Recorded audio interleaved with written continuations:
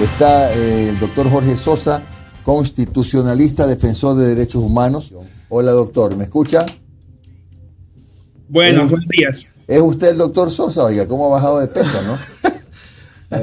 Para que veas. No, nada, ya me imagino, es otra cosa, pero no importa, el asunto es cuidar la salud, eso es muy importante. Doctor Sosa, a ver, hay una especie de discusión jurídica, ¿no? El gobierno dice que no debería, o abogados, no el gobierno, abogados dicen que no debería la Corte Constitucional pedirle al gobierno que demuestre por qué un proyecto de ley es urgente, porque ya estaría un poco entrando ya no en la forma, sino en el fondo. ¿Qué explicación le damos a esto, doctor? Gracias por la invitación. Bueno, acordémonos que esta palabra decreto ley, ¿verdad? Solamente existe cuando dentro de un periodo normal la Asamblea Nacional no tramita un económico urgente, o en estos casos en los cuales hay disolución de la Asamblea Nacional, es decir, no hay un contrapeso que pueda permitir el debate amplio deliberativo que usualmente se hacía en la Asamblea Nacional. Más bien, con mayor rigurosidad, la Corte, debido a que no hay ese amplio debate, usualmente un proyecto de ley pasa por 2 debates, ¿no? Y pasa por 2 informes, y dentro de las comisiones hay un debate en el cual se invita normalmente a expertos, obviamente, especialmente en temas tributarios que están delicados, para que den sus puntos de vista. Yo creo que con mayor razón la Corte debe tomar un examen con mayor rigurosidad, teniendo en cuenta también que en la región, no nos olvidemos que en 1992 Alberto Fujimori disolvió la Asamblea Nacional o el Congreso de Perú, y producto de ello expidió varias leyes, reformando tipos penales, insertando temas o figuras contra el terrorismo, situaciones que luego fueron evaluadas por la Corte Interamericana de Derechos Humanos en varios casos. El caso Lori Berenson, el caso Castillo Petrucci, el caso J contra Perú, y de eso salieron varias sentencias contra el Estado peruano, en el cual ya la Corte Interamericana determinó que los estados tienen la obligación en este tipo de situaciones de hacer ese control, de verificar si efectivamente hay o no hay adecuación a garantías constitucionales, ¿no? Ahora, entonces, vuelvo a lo mismo. Sí se justifica que la Corte Constitucional, aunque parezca que entra en lo de fondo, le pida al gobierno que demuestre que un proyecto de ley es urgente. Sí. De acuerdo, dado la situación que se encuentra inmersa, obviamente, la presentación de un decreto dentro de una grave crisis política y conmoción interna. ¿Y qué otro tipo? A ver, supongamos que el gobierno tiene decretos que no son urgentes, también tienen que pasar por el tamiz de la Corte Constitucional, ¿verdad? Así es, porque está disuelta la Asamblea Nacional, no hay el contrapeso legislativo, indudablemente, ¿no? Así a ver, correcto. Y el trámite que se sigue en la Corte Constitucional cuando un decreto no es de carácter urgente, ¿es el mismo o es más expedito? Lo que pasa es que lo que está haciendo la Corte es un control previo, no un control posterior. Correcto. Control previo conforme a la norma del 148. Procedimiento para ese control previo, ¿sí? Está aplicando la Corte algo muy similar a lo que hace con todos los controles previos, tal vez muy parecido a una objeción de inconstitucionalidad cuando se tramitan proyectos de ley. Es decir, está aplicando un control previo, no un control posterior, pero que sí le permite hacer observaciones constitucionales, indudable. Ahora bien, con esto que usted me dice, quiere decir que si, por ejemplo, voy a inventarme, al gobierno tiene de aquí hasta el fin de su periodo planificado presentar 20 decretos más de proyectos de ley nuevos, decretos ley. Puede presentarlos. No hay límite. Los puede presentar, indudablemente. Tendrá que pasar por el control previo, ¿sí? La norma no establece un límite para presentarlos, pero obviamente, por ejemplo, ¿sí? De plano, incorporar, por ejemplo, a través de un decreto ley, la famosa reforma de de que los militares pasen a ser organismo complementario de la Policía Nacional, ni siquiera podría hacerlo porque eso es parte de la reforma constitucional. Es decir, por ejemplo, un decreto ley en estas circunstancias no podría modificar ni enmendar, reformar o enmendar artículos de la Constitución de la República de Ecuador. Entre ellos, por ejemplo, lo que ya había anunciado el gobierno de presentar un paquete de reformas de seguridad que implicaría reformas al Código Penal, que implicaría reformas a la Constitución, porque tendría que esperar a la Asamblea Nacional debido, obviamente, a que podría estar colisionando con normas constitucionales, ¿no? Doctor Sosa, ¿cómo está? Omar Jaén le saluda. Buen día. Doctor, bueno, usted informó ayer que ha presentado un amicus curiae con respecto al tema de la reforma tributaria, ¿no? ¿Verdad? Que era el borrón y cuenta nueva que había hecho el gobierno. ¿En qué consiste este amicus curiae? ¿Cuáles son los peros que usted le ve a este proyecto?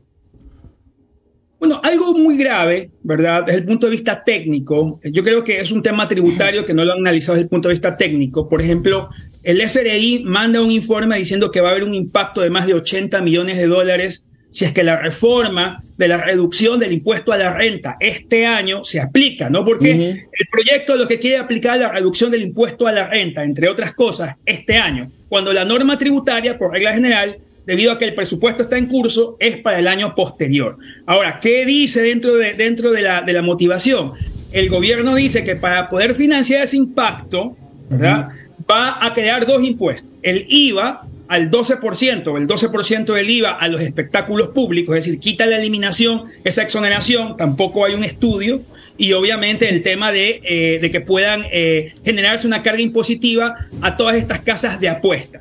Pero la reforma que entra en vigencia para la imposición del 12% del IVA y para la imposición de esta carga impositiva a las casas de apuestas es en el 2024 y solamente hace nada más la reducción del IR, impuesto de renta, del 2023. ¿Qué significa? Significa que recién el gobierno va a comenzar a recaudar, por ejemplo, ¿sí?, el impuesto, esos dos impuestos del 2024, mientras que la reducción del impuesto a la renta la hace el 2023. Eso puede impactar, obviamente, el presupuesto general del Estado. Me parece que es un proyecto técnico. No hay los estudios justificativos. Por ejemplo, el tema de la elevación o de la imposición del 12% del IVA puede causar un gran impacto a los espectáculos nacionales, artistas locales, nacionales, porque no diferencia entre lo que es un espectáculo internacional y nacional.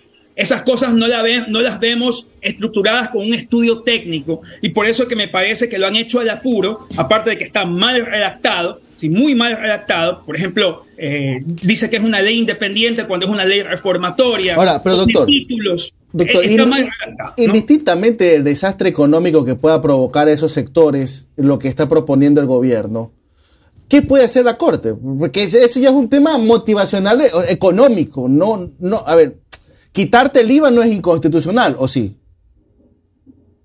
Bueno, si eso impacta, por ejemplo, porque obviamente la Corte Interamericana ha dicho de que pueden haber mecanismos de restricción indirecta. Por ejemplo, yo le elevo el precio al papel, por ejemplo, y con ello causo un problema. Sí, elevo impuesto al papel y con eso causa un problema de que los diarios no pueden imprimir y estoy obviamente restringiendo libertad de expresión. Si yo elevo, ¿sí?, el 12% del IVA a espectáculos públicos, ¿sí?, desde una exoneración que consta en el Código Tributario desde que fue expedida, lo que va a acontecer es que puedo estar yo impactando el derecho de acceso a la cultura.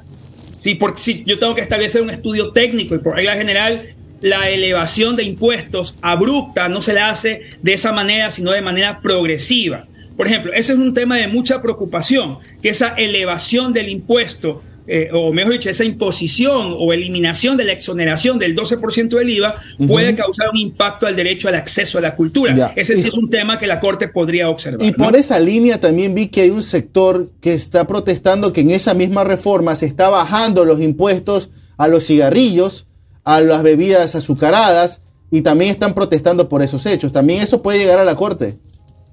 Indudablemente, si es que hay, obviamente se promueve a través de los impuestos. Los impuestos son herramientas que causan externalidades positivas o negativas.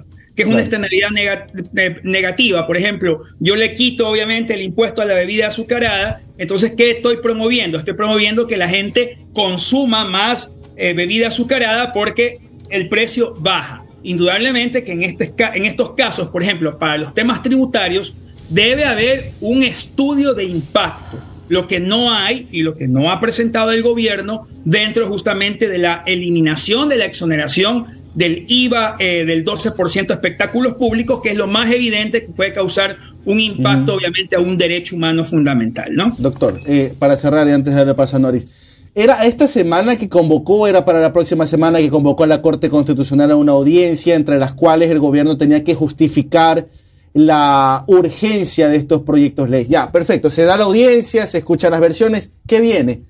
¿Qué viene? O sea, más allá de los tiempos, de los plazos. La Corte tiene que generar líneas jurisprudenciales y en el primer decreto puede ya establecer qué es urgencia. Ojo, urgencia dentro de un estado de conmoción interna y de grave crisis política, ¿no? No estamos frente a un decreto ley que se presenta en un estado normal en el cual la Asamblea genera dos controles, dos filtros, primer y segundo debate, dos comisiones. Es decir, la Corte tendrá que establecer la urgencia dentro de este estado excepcional de causas en la cual no hay Asamblea Nacional, no hay deliberación, no hay debate público y por lo tanto la línea que debe seguir la Corte debe ser mucho más rigurosa, porque ya tenemos ejemplos como el caso de Perú en la época de Fujimori, en que se pasaron obviamente normativa que posteriormente fue observada por la Corte Interamericana y se produjeron graves violaciones a derechos humanos. Tal vez el tema económico es más técnico, pero podrían venir proyectos que tengan que ver con la seguridad, ¿sí? Y que puedan estar modificando incluso tipos penales. Por lo tanto, creo que la Corte tiene que en este momento, en el primer decreto, establecer qué es urgencia y qué es unidad de la materia en temas económicos dentro de un estado de grave crisis política y conmoción interna con disolución de la Asamblea, porque eso es un estado excepcional, no es obviamente un proyecto de ley económico urgente en un estado normal de cosas, sino dentro de un estado en el cual no existe Asamblea Nacional, ¿no? Doctor Sosa, buenos días. Noris Arroyave le saluda. Si bien es cierto, el gobierno dio marcha atrás con la para enviar la reforma laboral porque no iba a pasar, ¿existe alguna manera en la que el gobierno envíe ciertos cambios o pequeños esbozos o pinceladas para ir cambiando algunas cosas en el tema laboral? ¿O no puede hacerlo?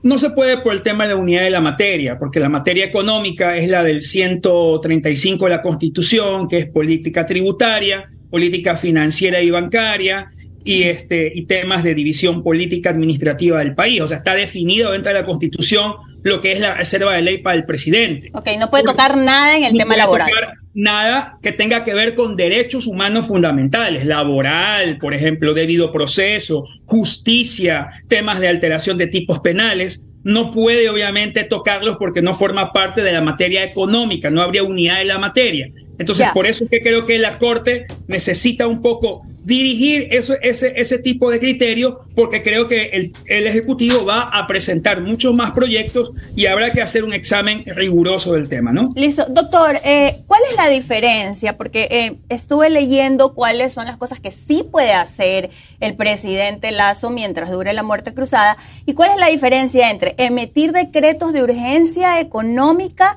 y dictar políticas públicas, económicas, tributaria, aduanera, arancelaria, fiscal, monetaria, comercio exterior y endeudamiento? Porque en teoría sí puede dictar políticas públicas en toda materia económica.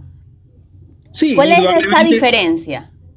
Porque la política pública la puede dictar a través de una resolución, a través de los ministros, porque los ministros son los que manejan las políticas públicas en su materia, ¿verdad? Porque lo puede hacer a través de un decreto. La diferencia es que un decreto ley puede estar reformando una norma, una ley ordinaria o una ley orgánica, ¿no? Y obviamente para reformar norma, debido al tema de la jerarquización del derecho, no se puede reformar norma orgánica o norma ordinaria a través de simples decretos, ¿no? Excepcionalmente se le permite al Ejecutivo en estos estados excepcionales poder obviamente impactar en la normativa orgánica u ordinaria de un estado, pero debe observar cierto tipo de requerimientos, como por ejemplo que no toque materias que no tienen nada que ver con la materia económica urgente o con la reserva de ley del Ejecutivo, que es lo que la Corte Constitucional debe examinar, aparte de determinar si efectivamente es necesario o no es necesario que el presidente presente estos proyectos. No puede esperar a la Asamblea, porque podría obviamente pensarse que lo que ha querido hacer el presidente es evadir el control legislativo de la Asamblea Nacional para poder, entre gallos y medianoche, presentar obviamente proyectos de ley, a ver si la Corte se los puede admitir, ¿no? Ya, el ministro Arosemena, el ministro de Economía, hoy dijo que iba a enviar también, se iban a empezar a enviar otros proyectos de ley. La Corte, en tiempos, porque ya diciembre, noviembre tenemos nuevo presidente, la Corte tiene como timing para decir, ok, voy a responderle, porque si no vamos a tener un gobierno enviándoles cosas y tal vez y no pasa nada. Y la pregunta es, ¿por qué el gobierno tiene que enviar tanto proyecto, tanto decreto, justamente cuando hay disolución de la Asamblea?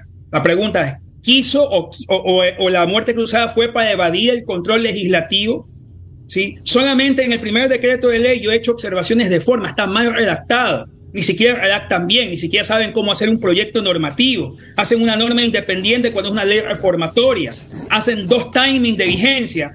Entra en vigencia el IR en el 2023 y los otros impuestos que crean entran en vigencia el 2024. Y sobre eso dicen vamos a financiar la reducción del IR. O sea, es un proyecto antitécnico. Ese tipo de cosas no hubiesen pasado en la Asamblea Nacional, ¿sí? Porque obviamente tenían problemas de ser proyectos que tenían falta de una redacción normativa, es decir, tenían elementos de errores de técnica legislativa y porque era un proyecto antitécnico. Entonces, hay que preguntarse si el Ejecutivo lo que ha querido es evadir el control de la Asamblea Nacional. Tendrá la Corte Constitucional tendrá que hacer ese examen que hacía la Asamblea, aunque tenga poco tiempo, no hay un procedimiento establecido fijo. No hay un tiempo o un plazo determinado, pero tendrá que hacer la Corte Constitucional las veces de un filtro normativo, tanto en técnica legislativa, es decir, saber si está bien redactado y si efectivamente tiene la justificación técnica y no se confronta con derechos humanos fundamentales. Gracias, doctor Jorge Sosa, por estos minutos de su tiempo. Que tenga usted un buen día, doctor Sosa. Muchísimas gracias.